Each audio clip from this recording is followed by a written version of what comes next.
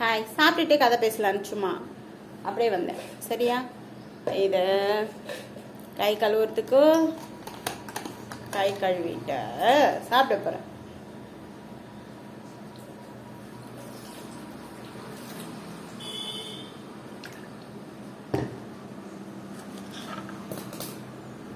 என்ன சாப்பாடுன்னா உப்புமா, ராத்திரி வச்ச பழைய குழம்பு, அதுக்கப்புறமா திராட்சை பழம், அவ்வளோதான் சாப்பிட போகிறேன்.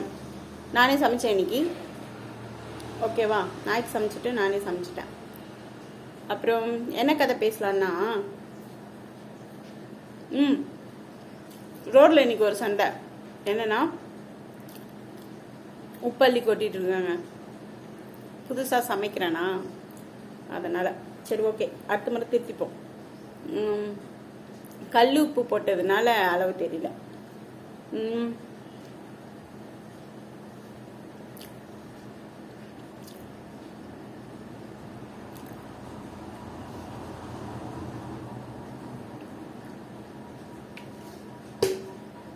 ரோட்டில் என்ன சண்டைனா, பசங்களுக்கு ஸ்கூல் போகிற பசங்களுக்கு 8:30 மணிக்குள்ளே ஃபுட் கொடுக்கலான்ட்டு, மேபி மருமகளாக இருக்கலாம், மகளாக இருக்கலாம், அவங்கள ஒருத்தர் ஒரு அப்பா வயசில் இருக்கிறவர் திட்டிகிட்டு இருந்தார்.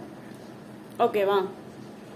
சரி, அந்த பொண்ணு ரோட்டில் ரொம்ப கோவமாக பேசிட்டு இருந்தாங்க.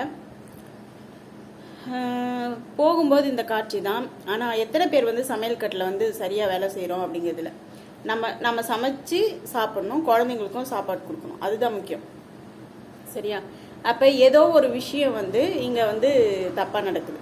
அந்த சமைக்கிற பெண்ணுக்கு சமையல் பிடிக்காமல் இருக்கலாம், தண்ணி வந்துடுச்சுன்னு சொல்லிட்டு சொன்னாங்க. தண்ணி ரீசனாக இருக்கலாம், தண்ணி பிடிக்கிறது சமயத்தில் சமைக்க முடியாமல் போயிருக்கலாம். அந்த இடத்துல இந்த அப்பாவோ மாமனாரோ யாருன்னு தெரியாது, அவர் அந்த பெண்ணுக்கு உதவி பண்ணியிருக்கலாம்.